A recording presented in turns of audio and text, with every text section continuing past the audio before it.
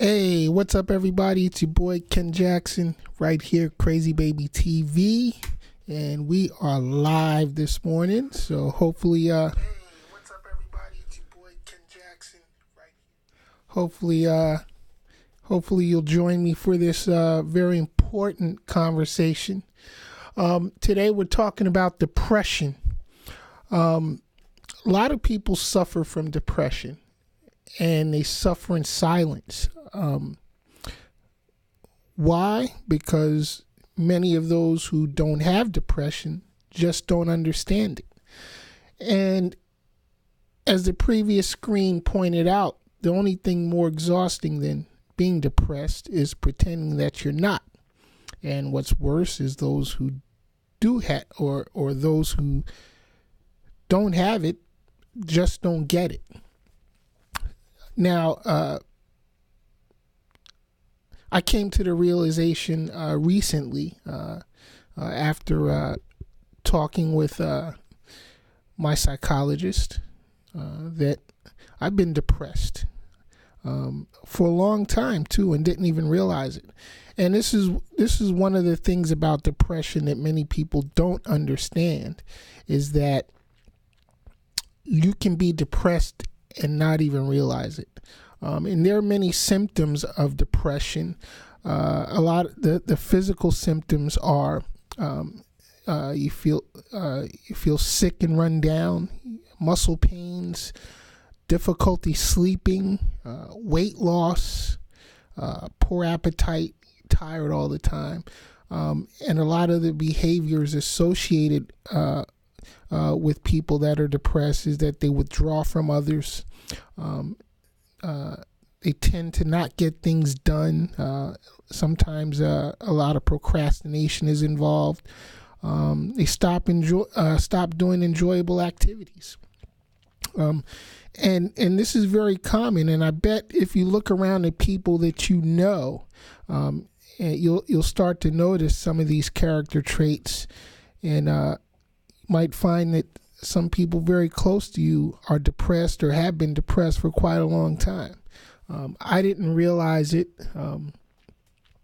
until I started myself, withdrawing from people, and I could be in a room full of people and feel like I'm the loneliest guy in the room.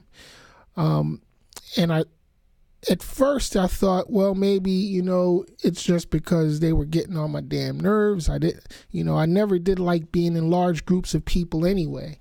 But in recent months, I started to realize a change in my attitude towards people. And normally I'm friendly, normally I'm smiling, having a good time, but inside I was feeling real empty, feeling like something was missing. And then, so I went and talked to somebody. And a lot of you don't know this. I've never talked about this with anybody other than my counselor and my psychologist, but that's why I'm here today, because we're going to talk about it. Depression is real. I used to be one of those guys, that would be like, come across somebody who would say that they were depressed or whatever. And I used to be that guy that'd be like, yo, get over it. Everybody got problems, deal with it, and it's real easy. It's real easy for us to have that attitude if we're not experiencing depression. Some of the other and some of the thoughts that goes through a depressed mind is that nothing ever good happens to me. Life is not worth living. They have bleak outlooks on the future, a feeling of worthlessness, a feeling that everything that goes wrong is their fault, and in my case, a lot of times, more recently, I've been feeling like I've been a failure in my life. But fortunately for me, I was able, to realize that there was something going on in my life. So I seeked out help. But many people that are depressed don't seek out help. Many people that are depressed are ashamed. They feel like nobody cares about them, and it's a very serious issue. With a lot of people, and something has to be done. We have to start to recognize what depression is. For those of us who don't have depression, or for those of us who don't even believe depression is a real thing. But I'm here to tell you, depression is real. Now, what is depression? Depression is an illness characterized by persistent sadness and a loss of interest in activities that you normally enjoy, accompanied by the inability to carry out daily activities for at least 2 weeks. In addition, people with depression normally have several of the following symptoms: a loss of energy, a change in appetite, sleeping more or less, which is my problem. I don't sleep. It seems like I have chronic insomnia, which was part of the reason, part of what led to my medical emergency a week ago. Anxiety. I know a lot of people that are experiencing extreme anxiety. Reduced concentration, which is another factor that another thing that I'm dealing with, is hard to focus on things that need to get done. Indecisiveness, restlessness, feeling of worthlessness, guilt, or hopelessness. And let me tell you something. That's something extremely serious. Is when a person feels worthless, or they feel like life is just hopeless. That often leads to thoughts of self-harm or suicide. Now, what can be done about depression? I mean, are you depressed? And if you are you willing to talk about it? Are you willing to come out and admit that you're depressed? Many people are not. As I said, fortunately for me, I recognized some of the symptoms that I was having earlier, and I did seek out help. But that's because of the person I am. I feel like my character is strong. I feel like my self-esteem is high. I'm very confident in myself. So depression didn't affect me as deeply as it affects most other people. As I said before, some people will never come out and talk about it because they feel like everything is stacked against them. The world is caving in around them.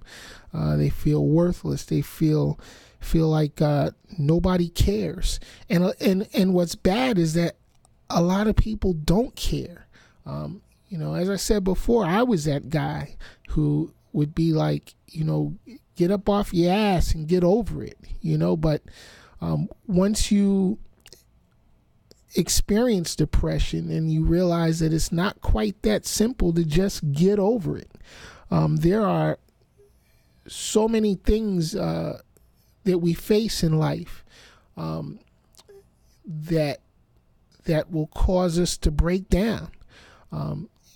And everybody doesn't deal with things the same way. So you can't expect the next person, to be as, carefree or nonchalant about a situation. You can't expect everyone to be as strong as you feel you might be. And that's what causes too a lot of problems, in terms of people committing suicide and hurting themselves, and things of that nature, because they don't have a support system around them. They don't have people around them that are compassionate enough or caring enough to take the issue seriously, to encourage these people to go find help. And you know, that's what happens with a lot of people that are experiencing depression. They feel like they're alone in the world. I felt like that at times. I still feel like that. I'm 52 years old. I'm single. My kids are all grown now. I probably spend too much time working at my business. Business is tough. It's hard. You know, I feel like every day I got to get up, I got to get out, I got to grind. You know, if I don't, nobody else will do it for me. And after a while, you get tired. And as I've gotten older, there are things that I think about now that I never thought about when I was younger. I start thinking about my mortality. I start thinking about my senior years, and you know, and with the way the world's going now, you know, there's a lot of pressure, you know, in you know, planning for retirement and planning for those years when you can't work anymore, when you can't, you know, take care of yourself anymore. You know, what's going to happen? You know, those are the things that goes through my mind now at 52. When I was 22, felt like I had forever. Didn't have a care in the world. Wasn't worried about anything. Tomorrow was never going to come, and felt like I was invincible, and that was it. You know, we're just living life in our 20s. You know, 30s came along. I started having kids. Life got a bit more serious. You know, had to work a little bit harder because I had more mouths to feed, and you know, so we all experience the same things in life. But you know, as I said, a lot of people don't deal or can't deal with certain things, or don't deal with certain things the same way. So herein lies this condition of depression. And I think the biggest factor in overcoming depression is family and friends. If you have a close family unit, if you have a really, really close circle of real caring friends, I believe you'll have a better chance at overcoming depression. Talking about depression is a major thing. A lot of people don't want to talk about it. People who don't experience depression definitely don't want to talk about it. It's uncomfortable. It's uncomfortable when someone comes to us with a problem, you know, especially when we feel like we don't have the answers to their problems. But a lot of times people coming to us aren't looking for an answer. They're just looking for somebody to listen. They're just looking for somebody to care and show a little bit of compassion, and so that they can try to sort things out in their own mind. But a lot of us aren't compassionate. A lot of us our society has become such a standoffish and defensive society that people feel like they can't communicate with each other. I remember growing up in our neighborhood, everybody knew everybody. Everybody was involved with everybody. Now, you go to a lot of places and most people don't even know who their next door neighbors are. Most people don't even know who lives in their neighborhood. And that's a shame. I think our culture contributes a lot to depression and anxiety, you know, because we're not as social as we used to be. Everything's online now. So it's funny when you know, I notice a lot of the kids, they don't even talk anymore. They text and they message each other, and there's very little actual physical interaction between people now. Everything is quick, short Twitter burst or Facebook post or this or that or the other thing, and people are really we've devolved. I believe we don't know how to be social. Social media is really not social media. There's nothing social about it. People can hide behind a keyboard and say things, real reckless, and they can,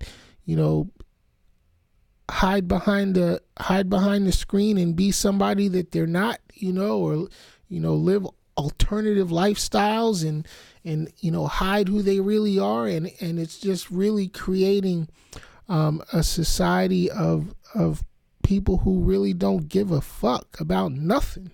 And it's a shame. We need to start interacting more as people. We need to start coming together and doing things together, more outdoor activities. We got all these little fat kids running around, and then we got, people who are just seriously unhealthy because we don't have activities like we used to. When I was growing up, we were always outside playing kickball. We were always with our friends, hanging out behind the church playing football or whatever, down at the schoolyard, just kind of hanging out and socializing and just having a good time as kids. Kids don't go outside anymore. It's all video games. I hear, I remember my nephews always on their PlayStations and Xboxes, and with their headsets and microphones, and they're talking to people all around the world playing this freaking game, but never any face-to-face interaction. They sit on the couch all day, every day, and just, no social skills whatsoever. And all of this plays a major part, I believe, in people being depressed. Now, some of the things that I've found that I need to do myself is I need to get out more too. Like I said before, I spend too much time working my business. I spend too much time in the studio. I need to get out. Even though I have a lot of people around me at times, I'm a very lonely dude, and I'm not afraid to admit that now. But I'm working on it. I'm getting better. And I'm going to be 100% guaranteed, because depression is curable. This condition is beatable. And it just takes an effort, not only on the person that's suffering, but on the people around them. It's all of our responsibility to make sure that we're all okay. Am I my brother's keeper? I absolutely am. And you should be too. You should be your brother and your sister's keeper. We should all get over our selfish tendencies, and realize that we're all in this together. We're in this whole big world together. And if we don't stick together and if we don't work together, we're doomed to failure. And that's the truth. So, with that said, I want everybody that watches this video to try to be more conscious of those around them, to try to be a little bit more compassionate, because I guarantee you, I can guarantee that you have somebody close to you in life that is going through depression, and you're not even realizing it. They may not even realize it. We need to be more conscious of how we interact with people and how we respond to people, because that could be the difference between life or death. One simple word, that one time when you put somebody off, could be the catalyst to cause them to take their life. Could be the catalyst that sends them on a unrecoverable spiral out of control. So pay attention to those around you, because everybody's not all right. Just because they have a smile on their face doesn't mean it's all good. And I can tell you that from experience, because I smile a lot and it's not always good, but going forward, I'm not going to do that. I'm going to start letting everybody around me know It's not good right now. If it's not good, it's not good. And I'm going to ask for help. And I'm asking all of you out there that are watching too, if you're experiencing depression, ask for help. If you realize that something's just not right with yourself, get help. There's plenty of help out there. We're going to continue this conversation in later shows, and I'll be putting out some information on the page, some links where you can go find out more about depression and the effects that it has on people. Today's show, thankfully, was brought to us by Hoodstar ENT. If you haven't heard about Hoodstar, go to hoodstarent365.com and check him out. Also, brought to you by, we're sponsored today by Ace Magazine, Ace Mag Mob, over a decade of dominance. Ace Magazine is one of the dopest underground hip-hop magazines you will see. Go get you a copy. They're free. All over the country, you can find it somewhere. All right. Also, we're brought to you today by Dirty Money, the movie, based on a true story. Check it out. StarVisionFilmsTV.com. Check it out. All right. So, with that said, we are going to be gone. I got work to do. I'm feeling good today. Recovering very well from my medical emergency. My left hand is getting better. It's a little weak still. I can't squeeze, very tightly, and I can't type for very long. It's weird, I'll start typing, and after a few minutes, my hand just locks up, and that's a weird feeling. I don't like not having 100% control of my faculties. But I'm getting better. Like I said, I'm your boy, Ken Jackson. Thank you for watching. Tune in. We are, building this TV thing up here on the internet. We're getting better every day. We got more shows coming. So please keep supporting. As I always said before, I am not a broadcaster. I am not a professional at this shit. This is something that I'm experimenting with. I'm learning. So please bear with me. I promise you we're going to get better and better as our time goes on. I'm your boy, Ken Jackson. This is the Ken Jackson Show. Peace.